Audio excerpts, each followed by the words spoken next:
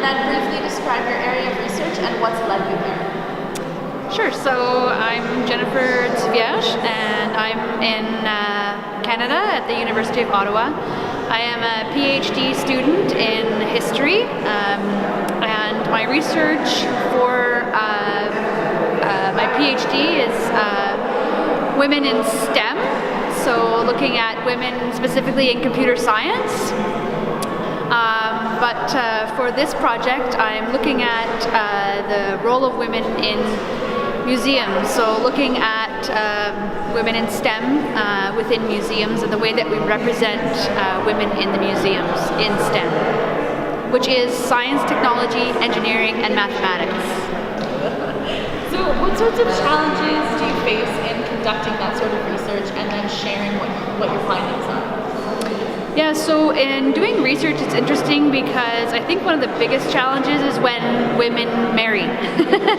They change their name and then they kind of get lost with the narrative because unless you know the husband's name, she becomes Mrs. John Smith.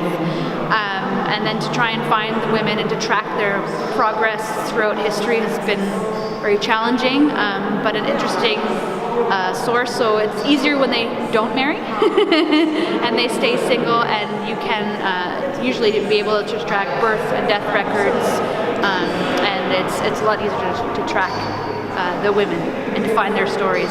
But that's the other thing too. I think the most challenging thing is finding, because you know there's discrimination, you know there's issues, but they don't explicitly state that. It's not like we're sexist, you know, they don't state that.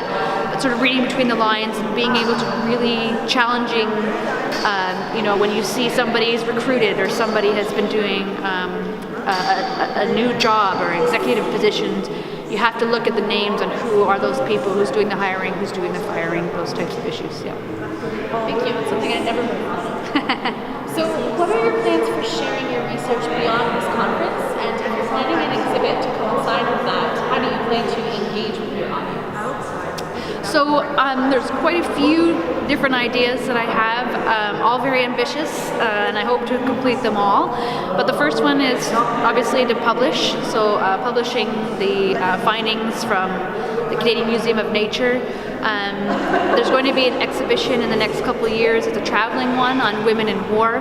So what I'd like to eventually do too is to combine the exhibition that I did or not that I did, but I saw at the Museum of Nature on women in STEM, and juxtaposing it with the Women at War exhibition, which is a very different feel. It's got a very different curation process. So looking at both of those exhibitions through publishing, but also working with the University of Ottawa, looking at women in STEM through their own personal archive, but also developing a website that highlights some of the women in STEM. Because we're losing their stories and we're losing their archives, and I think to have awareness that there is going to be an archive for women in STEM, that they have a place to put their papers, that their voices, their information is important, is an extremely wonderful thing that people should now know about. And building a website, getting some information out there, I think is extremely important for all people of all ages, young girls, boys, anyone interested in STEM, and for boys and young men to participate in building up women so that they can also be participants in STEM. Yeah. Thank you. Good.